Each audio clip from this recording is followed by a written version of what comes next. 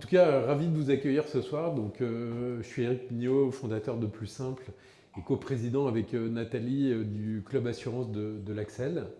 Et on accueille Christophe qui nous fait le plaisir d'être avec nous.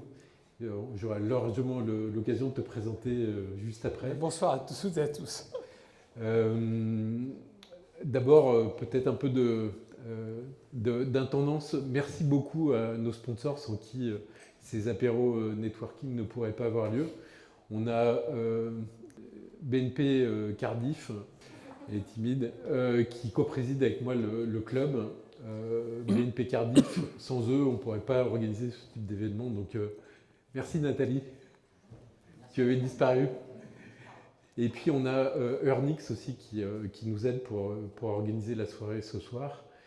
Earnix qui, pour ceux qui travaillent dans l'assurance, connaissent bien les solutions pour la souscription, pour le pricing.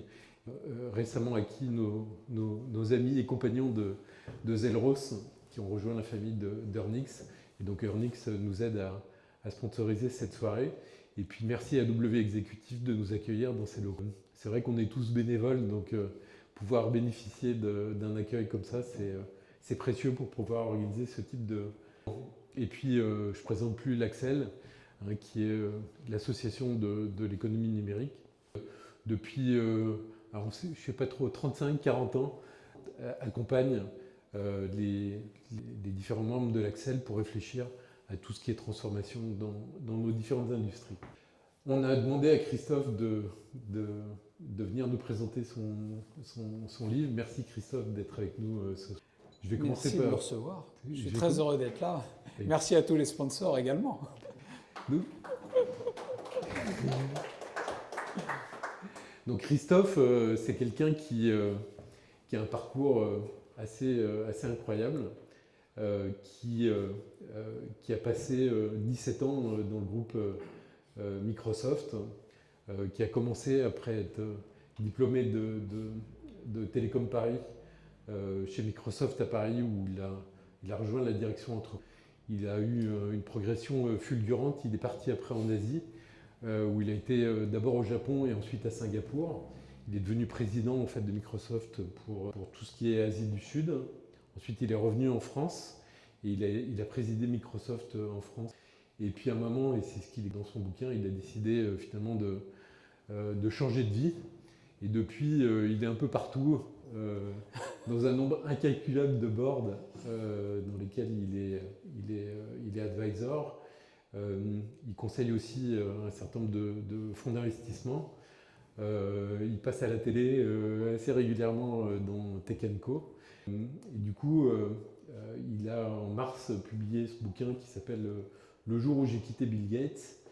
Et l'idée, c'était de pouvoir, oui, il retrace son parcours, ses réflexions, ses challenges, ses défis, ses apprentissages. Et l'idée, c'était de pouvoir passer un peu de temps avec vous, avec lui, pour qu'il nous explique finalement des choses qui nous intéressent particulièrement. Et la première question que je voulais te poser, Christophe, c'est finalement, quand on est une boîte comme Microsoft qui n'a plus rien à prouver et qui vit transformation après transformation les défis de ces changements technologiques, comment est-ce qu'on fait et comment est-ce qu'on arrive à continuer à être successful dans un contexte comme ça? Merci Eric. Peut-être juste un mot sur le livre, comme tu viens de le dire. C'est en fait, j'ai effectivement pris la décision de quitter Microsoft après 17 années et puis un parcours finalement assez linéaire et ascensionnel.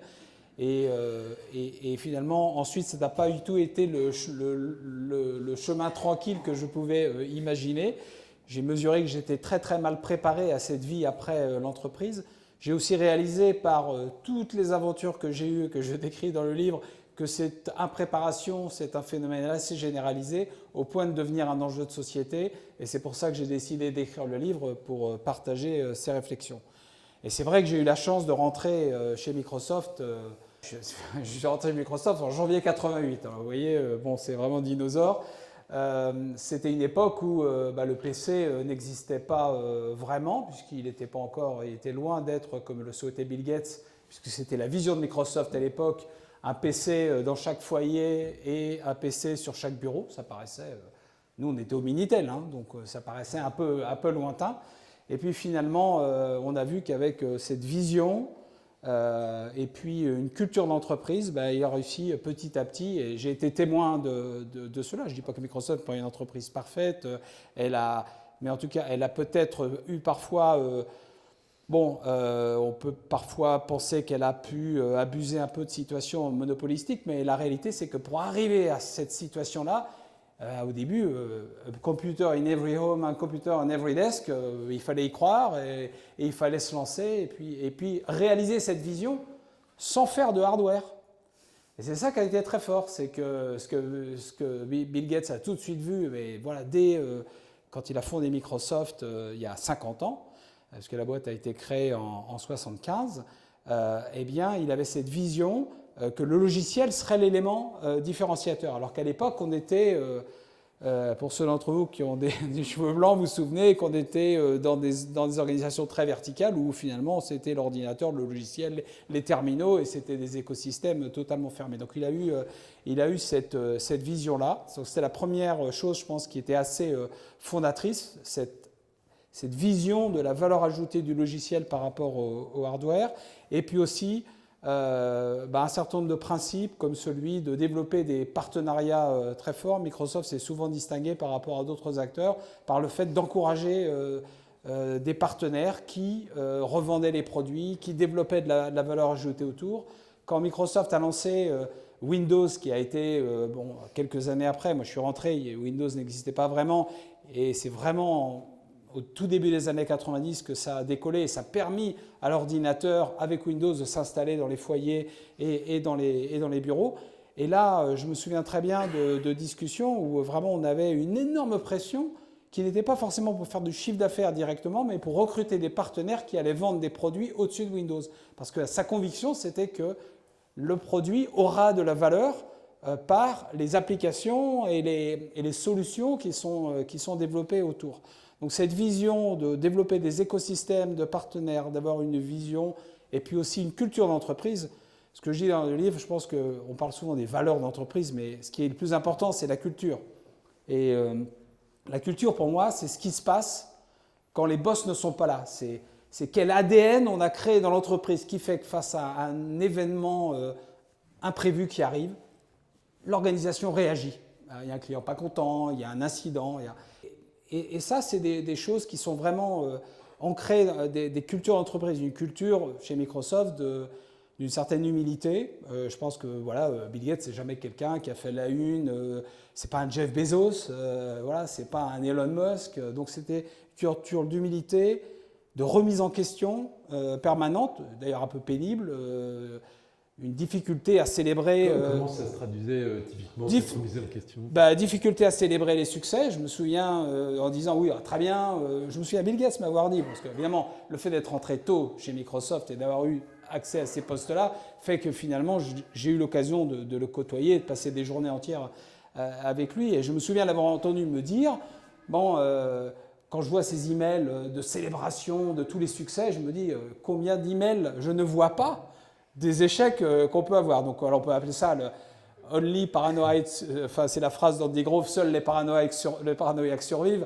Bon, il y avait un peu ce côté-là, ça. Donc ça, je dirais la remise en question permanente, puis aussi une exigence sur la qualité d'exécution, la qualité d'exécution globale, qui a fait que la boîte est devenue ce qu'elle est. Ce qui est fabuleux, c'est... Mais justement, quand tu as du succès, que tu arrives à une position confortable, comment est-ce que tu arrives à te réinventer pour ne pas t'endormir finalement, que ce soit les dirigeants ou que ce soit la boîte Alors, sur les dirigeants, ce qui a été absolument incroyable, c'est qu'effectivement, avec Windows, on avait atteint une certaine vision. On était le roi sur le PC, sur le bureau. Et en fait, il y a eu après, commencé à apparaître une déconcentration des gros ordinateurs vers des modèles client-serveur. Il y avait un concurrent qui s'appelait Unix qui était partout à l'époque, et c'était bien avant Linux et tout ça. Et Bill Gates a décidé de se lancer là-dedans et de s'attaquer à ça. Donc il a eu à la fois une volonté de conquête, de temps en temps, de se dire, par exemple, quand Internet est arrivé, Microsoft avait un projet qui s'appelait, c'était l'ancêtre de MSN, il avait écrit un bouquin qui s'appelait Les autoroutes de l'information, et on avait dans les cartons le fait de créer un réseau mondial. Et en fait, quand Internet est arrivé, celui qui a débranché la prise du projet sur lequel toutes les équipes passent, c'est Bill Gates, en disant « Non, ce truc est en train de devenir un phénomène mondial, on ne peut pas rester défensif. Oui, c'est un problème parce que ça va nous challenger. Il y a une nouvelle façon d'accéder à l'information avec les fameux navigateurs versus des logiciels propriétaires. » Et bon, il a pris cette décision. Et ce qui est absolument fabuleux, c'est que... Alors et c'est souvent ce qu'on voit dans des industries. C'est-à-dire que Microsoft aurait pu avoir son moment Kodak, si je puis dire. Parce que Kodak, vous prenez Kodak, ils savaient faire de la photo numérique, mais ils ont voulu l'ignorer. Ils ont surtout mis le truc sous le tapis. Ils n'ont absolument pas voulu affronter ça. Et finalement, ils se sont fait complètement détruire par ça. Et c'est ce qu'aurait pu faire Microsoft avec le modèle SaaS, c'est-à-dire le logiciel as a service. Ils faisaient une fortune en vendant des logiciels chers sur les PC avec un mode licence plus maintenance, et puis une position quand même ultra dominante qui faisait que, et c'est encore pire aujourd'hui, mais qui pouvait dire aux clients on vous augmente les prix et vous n'avez pas trop le choix.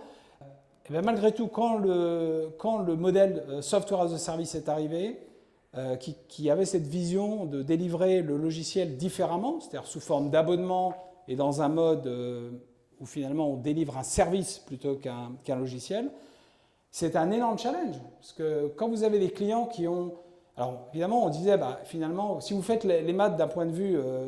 ce que je me souviens, on en a reparlé à l'époque avec Steve Ballmer qui avait pris la direction générale, parce qu'on avait on en parlait ensemble, il dit voilà, il faut qu'on devienne une utility du logiciel. Mais le problème, c'était la base installée. Parce que quand vous avez des gens qui ont payé, mettons, 100 une licence et qui payent tous les ans 20 de maintenance, vous leur dites demain, vous allez payer 40. La première année, ils vont vous dire attends, j'ai déjà payé, et puis ma licence, elle est perpétuelle. Bon.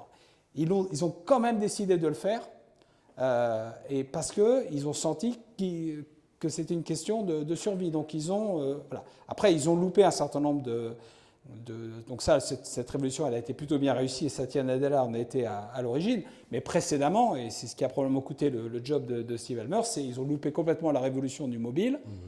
Moi, j'ai essayé de vendre les smartphones Microsoft à Orange au début des années 2000. Bon, il fallait y croire. Hein. Et tout simplement parce que Microsoft était obsédé, j'y reviendrai, par Windows.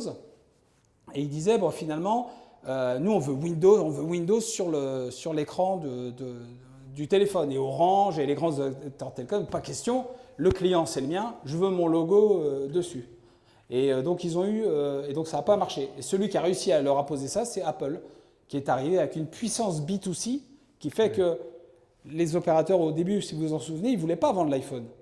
Mais c'était le dilemme du prisonnier. Il y en a un qui a craqué, ils ont tous craqué. Et c'était Orange en l'occurrence parce qu'il y avait une telle pression des consommateurs. Donc ils ont loupé quelques vagues technologiques, mais ce qui est quand même assez fabuleux dans cette boîte, c'est qu'elle existe depuis 50 ans, elle a eu 3 générations de CEO, et le dernier, Satya Nadella, il est arrivé dans une situation un peu compliquée où le cloud marchait bien. Microsoft restait... Quand vous regardez l'évolution même de l'action Microsoft, entre 2005 et 2015, elle a quasiment pas bougé. Elle a décuplé, plus que décuplé depuis 2015 que Nadella est arrivé. Et en fait, il a brisé des tabous. C'est-à-dire que, et je vais en finir là pour Microsoft, Steve Ballmer, c'était quelqu'un pour qui Windows, c'était l'alpha et l'oméga. C'était vraiment le truc Windows sur les PC, sur les serveurs, sur les mobiles. Et quand Nadella est arrivé, il a dit non, on va faire les meilleurs logiciels pour le Mac, on va faire les meilleurs logiciels pour Android, mais on va développer une couche logicielle qui va s'appeler Azure et on va recréer une sorte de Windows dans le cloud. Et ils se sont réinventés, ils ont recréé un monopole, une capacité aujourd'hui une puissance absolument phénoménale. Voilà, je viens de décrire 3 phases où ils auraient pu périr en se comportant comme un Kodak et où ils se sont réinventés. Je trouve ça d'autant plus intéressant on voit bien que ces vagues technologiques dans le secteur de l'assurance, de nous chatouiller de plus en plus. Oui. Et par rapport à ces changements technologiques, il y en a 2 sur lesquels ça m'intéresserait en particulier d'avoir ton avis. Le premier, c'est le cyber, puisque finalement le secteur de l'assurance est confronté à ce sujet du cyber, sans toujours savoir trop comment l'attraper. Et l'autre, c'est de l'intelligence artificielle. Je t'entendais commenter sur la levée de Mistral. Ouais. Donc tu as une vision assez claire qu'on doit faire sur le sujet. Comment est-ce que tu abordes à la fois le sujet du cyber d'un côté et puis...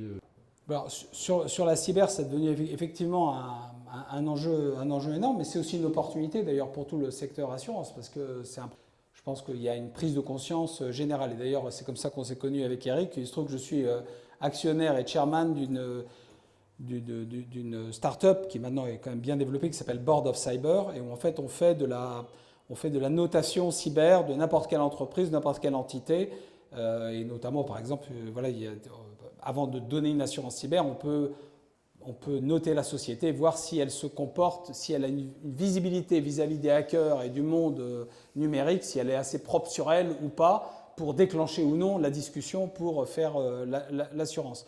Donc le gros enjeu aujourd'hui sur la cyber, c'est que de toute façon, des attaques, il y en aura toujours, de plus en plus sophistiquées. Donc c'est comment est-ce qu'on minimise son risque en étant capable d'avoir des outils le plus automatisés possible sur des grands écosystèmes. Là, le gros sujet en ce moment sur lequel Board of Cyber se développe énormément, c'est le Third Party Risk Management, parce qu'en fait, beaucoup des attaques, vous avez vu cet été, il y a énormément de vols de données, ça vient par les fournisseurs. Souvent, les sociétés, elles sont, vous allez, voilà, BPCE, la Société Générale, AXA, bon, les directions des systèmes d'information, les RSSI, ils font leur job, mais c'est tous les milliers de fournisseurs qui se connectent qui sont une vulnérabilité. Donc maintenant, en plus, il y a des normes comme DORA, NIS2, etc., qui font qu'il y a des obligations, mais même dans d'autres industries, ils disent, finalement, moi j'ai 8000 fournisseurs, je ne vais pas me payer un audit à 40 000 € sur chaque fournisseur. En plus, de toute façon, un audit, ça n'a pas de valeur, parce que c'est pas la photo qui est importante, c'est le film. Donc, ce qu'il faut, c'est avoir des outils de monitoring, et voilà. Donc, on s'est positionné là-dessus. Moi, c'est la petite fenêtre avec laquelle je le vois, mais je vois que l'intelligence artificielle, ça va nous faire rebondir, et devient à la fois une opportunité pour améliorer ces outils-là dans leur capacité à détecter les problèmes, mais aussi un risque, parce que on voit bien, là, on a tous en mémoire cet exemple d'une financière à Hong Kong qui a cru parler à 3 membres de son comité exécutif qui étaient des faux sur une vidéoconférence et qui a fait un virement de 7 ou 8 millions de dollars. Et maintenant, si on imagine, quand vous dialoguez avec ChatGPT, quand vous imaginez le degré de confiance que vous lui accordez, pensant que c'est un être humain presque, et que derrière des outils comme ça manipulés font vraiment ce qu'on a, c'est les attaques les plus dangereuses sont celles qui viennent d'ingénierie sociale, comme ça, où on a une sorte de lien émotionnel, et puis finalement on finit par y croire, et puis on a aussi, on le voit tous dans notre vie, parfois la capacité à ne pas se remettre en question parce que les choses se déroulent d'une façon qui fait qu'on est mis dans un contexte qui est très trompeur. Et ça, l'IA, de ce point de vue, va être aussi un risque, et il faut, comme dans le gendarme et le voleur, l'utiliser des deux côtés.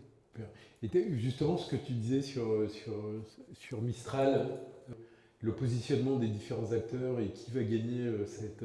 Bon, j'ai pas la boule de cristal, mais comme je suis sur BFM TV Business, il faut que je dise quelque chose. Non, je me suis quand même fait une petite conviction.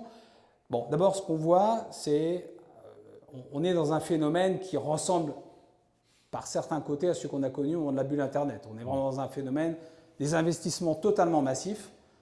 La moitié de la croissance américaine au premier semestre, ce sont les investissements dans les infrastructures IA. Donc c'est un enjeu économique, un enjeu géopolitique, et on n'est pas dans un monde plus simple qu'avant, excuse-moi pour le plus simple, mais on est un monde plus compliqué, et c'est sûr que on va se retrouver avec des... J'ai perdu le fil de ce que je voulais dire, mais... sur le positionnement des différents acteurs chez ChatGPT. Et donc, il se trouve que quand j'observe tous ces acteurs-là, je vois effectivement qu'il y a énormément d'investissements. C'est mis au service aussi de la domination américaine, et que ça ne va certainement pas s'arrêter, y compris la régulation. Il ne faut pas rêver, ça va continuer. 50% des levées de fonds aux États-Unis ont été sur des projets IA dans le venture capital au premier semestre. 30% des projets seulement, parce que c'est des très grosses levées. Vous avez Oracle qui vient d'annoncer, il fait un bond gigantesque à la bourse, tout simplement parce qu'il se positionne comme fournisseur d'infrastructures d'infrastructures pour l'IA. Ils avaient déjà fait à l'époque. 40% de leurs revenus du trimestre, c'est 2 clients dont ils n'ont pas dévoilé les noms, mais dont on pense qu'il y a au moins OpenAI dedans. Lesquels sont financés en partie par NVIDIA. Donc ça ressemble fortement à cette époque où Nortel ou Lucent finançaient les startups qui elles-mêmes justifiaient de la valorisation des choses. Mais ceci étant, on est en train de construire des infrastructures gigantesques sur lesquelles se bâtiront des solutions. C'est un peu ce qui s'est passé avec l'Internet, parce que après sont apparus les Airbnb, les Uber, et tout ça, mais ils n'étaient pas là au début. Il y a beaucoup eu de casse entre-temps. Donc la question, c'est de savoir tous ces acteurs IA, comment ils vont évoluer. Aujourd'hui, sur les large language models, les fameux LLM, vous avez ChatGPT, vous avez Gemini, vous avez Anthropic, vous avez Claude, Mistral. Bon, moi, ce que je pense, c'est que plus le temps passe, comme ils sont quand même entraînés plus ou moins sur les mêmes données, tout ça va se retrouver. Il peut y avoir une certaine forme de commoditisation de ces modèles de langage. Et c'est pour ça que ce que j'ai dit, c'est qu'il faut se déplacer plus vers les usages et la valeur. Et c'est vrai qu'il y a un gros enjeu, parce que l'IA, moi, ce que je vois, c'est que ça peut complètement transformer l'industrie logicielle. Je vais vous prendre un exemple. On souffre tous avec, je ne sais pas s'il y a Salesforce dans la salle, mais avec Salesforce ou les acteurs CRM. Bon, moi, j'ai passé des heures à fouetter pour remplir les écrans et ce genre de trucs. Bon. Aujourd'hui, moi, je me dis, il y a une interface conversationnelle, je sors d'un rendez-vous client, je lui raconte mon rendez-vous client, et il va me dire, tu as vu, j'ai vu Crédit Agricole, il va dire, oui, mais c'est quelle caisse, il va me poser une question, il va qualifier, il va me mettre dans la bonne case. Il va remplir l'opportunité. Et puis en tant que boss, je ne vais pas me dire je vais aller chercher le formulaire B12 tel endroit. Non, je voudrais savoir quel est mon pipe à un horizon de 3 mois sur tel produit. Et on voit finalement qu'on se dit il va y avoir une interface conversationnelle, des agents, de la data. Que devient le logiciel au milieu de tout ça? On peut tout à fait imaginer qu'il y ait une ferme d'agents et qu'en fonction de la demande de la personne, il se configure automatiquement pour quasiment dynamiquement créer un logiciel personnalisé qui va aller chercher la bonne info. Alors pour ça, il faut évidemment avoir la bonne donnée. On avait dit à un moment donné, software is eating the world. Maintenant, on dit AI is eating software et même AI is eating workflow. Parce qu'on voit très bien que les agents, alors je pense dans votre secteur, on en parlait tout à l'heure, parce qu'il se trouve que chez 72, qui est le nouveau nom d'Apax avec qui je travaille, on a un investissement dans une autre société que vous connaissez certainement si vous êtes dans l'assurance, qui s'appelle Opteven. Opteven est un des leaders européens dans l'automobile, de l'assurance automobile du Sud. En fait, on a regardé, on a découpé leur process de claim management et en fait, en mettant de l'IA, c'est-à-dire à la fois sur la revue de la réclamation, la détection potentielle de fraude, la next best action, etc., etc., eh bien, on a considérablement réduit le temps de traitement, les ressources qui sont nécessaires, avec un impact potentiel de 15% sur les l'EBITDA. Donc la création de valeur est énorme. Merci pour ta vision. Dernier sujet, il y en a beaucoup à aborder avec toi, mais le dernier sujet, c'est le thème de ton bouquin, la reconversion. On est tous plus ou moins dans des carrières entre technologie et assurance. On s'est tous posé, on se posera tous à un moment. Tu te l'es posé, toi, tu te l'es posé. Moi, je me suis fait virer à 45 ans de mon poste de DG d'une compagnie d'assurance et il a fallu se réinventer. J'ai créé plus simple à ce moment-là. Et donc, quelle est ta vision de ce sujet de la reconversion Si j'avais vu que des exemples comme toi, je n'aurais pas écrit ce bouquin, Eric. Mais en fait, oui, moi, quand j'ai quitté Microsoft, j'avais 43 ans. J'avais le meilleur job qui puisse, je pense, exister dans cette boîte en tant que Français. Et surtout que je suis un homme de terrain, je ne me voyais pas retourner dans la corporation, dans les headquarters, etc. Et donc j'ai décidé de partir. Et en fait, j'étais assez peu compris sur cette décision, qui était une décision de dire, finalement, j'avais envie de voler un peu de mes propres ailes, de mesurer l'impact de ce que je fais. Et je préférais finalement être capitaine d'un plus petit bateau qu'officier d'un grand navire, si je puis dire. Bon. Il se trouve que j'ai pris la décision de prendre la présidence du groupe Altran. Ce n'était pas la meilleure décision que j'ai pu prendre à ce moment-là parce que les choses ne sont pas du tout déroulées comme prévu. D'une situation normalement assainie et où je devais faire une transition en douceur, Ça a été assez chaotique, je raconte ça dans le livre. Et 18 mois après, boum, je me suis retrouvé dehors. Et j'avais qu'un parcours de bon élève, ascensionnel, et se dire, mais qu'est-ce que j'ai envie de faire? Et souvent, quand on a un parcours comme ça, on fait des grandes écoles, on monte les barreaux de l'échelle les uns après les autres sans se poser de questions. Et puis un jour, on tombe de l'échelle et on se dit, mais sur quelle échelle j'ai vraiment envie de remonter? Et en fait, la question la plus dure que j'ai à répondre, pour ça j'encourage à travailler ce qu'on appelle, ce que j'utilise l'ikigai, on peut appeler ça le sens ou ce qu'on veut. C'est-à-dire, je ne sais pas si vous connaissez ce concept japonais qui consiste à faire 4 patates. Une, ce que j'aime faire, ce pourquoi je peux être payé, ce en quoi je suis doué, ce qui a un impact positif sur le monde. Et voilà, ce qui est à l'intersection, c'est votre ikigai. Alors, on ne sait pas ce que vous allez faire demain, mais ça peut être une boussole et une étoile polaire que vous utilisez. De ce point de vue, j'avais un petit côté génération Z, parce que c'est ce qu'ils font assez naturellement, assez naturellement aujourd'hui. Donc, j'ai eu un parcours très compliqué, j'ai fait un peu de politique, j'ai fait des boards, j'ai testé tout un tas de choses, jusqu'à finalement trouver mon ikigai. Ça m'a pris plus de 2 ans, 2 ans et demi, dans la reprise d'une PME qui s'appelle NetGem, que j'ai internationalisé, que j'ai développé à l'étranger. Je suis retourné master à Singapour. Enfin, c'était une très très belle aventure. Et aujourd'hui, en décidant finalement d'être plus en deuxième ligne, à la fois investisseur et conseil, en participant à des projets entrepreneuriaux sans y être directement opérationnel. Et j'ai réalisé, parce que finalement, comme j'avais quitté un peu tôt, que j'ai eu cette passage politique, que j'étais premier adjoint à la mairie de Neuilly, les gens venaient à ma permanence d'élu avec leur CV, et j'ai vu énormément de situations très difficiles, de personnes qui, à 47, 48 ans, étaient depuis se retrouver au RSA, avec des drames personnels. Et je réalisais à quel point, quand on a passé 15 ans, 20 ans dans une grande boîte, une grosse machine, où vous êtes dans votre système, dans le jargon, vous devenez un spécialiste de l'entreprise elle-même, mais vous perdez en employabilité vis-à-vis de l'extérieur. Vous perdez cette polyvalence qui est nécessaire quand on est en dehors. Et or, aujourd'hui, on voit que, et on vieillit tous plus longtemps en bonne santé, c'est tant mieux. La retraite, elle est lointaine et hypothétique. Et quand on est salarié même d'un haut niveau et qu'on se retrouve, souvent on se pense absolument pas possible d'être atteint par ça, mais on peut se faire virer à 52, 53, 54 ans. Et à ce moment-là, qu'est-ce qu'on fait? C'est extrêmement difficile de retrouver un job, on peut retrouver dans le monde corporate, mais c'est pas facile. Et souvent, on doit se dire comment je me réinvente. Et pour ça, il faut mieux avoir une certaine hygiène et un décalage entre le logo qui nous définit. Voilà, je sais pas, vous êtes chez Peugeot, vous êtes chez Microsoft, vous êtes chez L'Oréal. Lors d'un dîner le samedi soir, si vous êtes chez Sanofi, on va vous parler du Doliprane, et puis ça vous nourrit, c'est forcément une partie de votre vie personnelle, de votre vie sociale, donc il faut arriver à faire la part des choses. Ça, c'est un premier élément. Le deuxième, c'est cultiver son réseau en amont, parce que le réseau, il est peut-être utilisé quand on en a besoin, et il ne faut pas le construire. Quand on en a besoin, c'est trop tard. Donc ça, c'est aussi un élément qui est important. Avoir une réflexion, effectivement, par rapport à son propre ikigai pour s'orienter.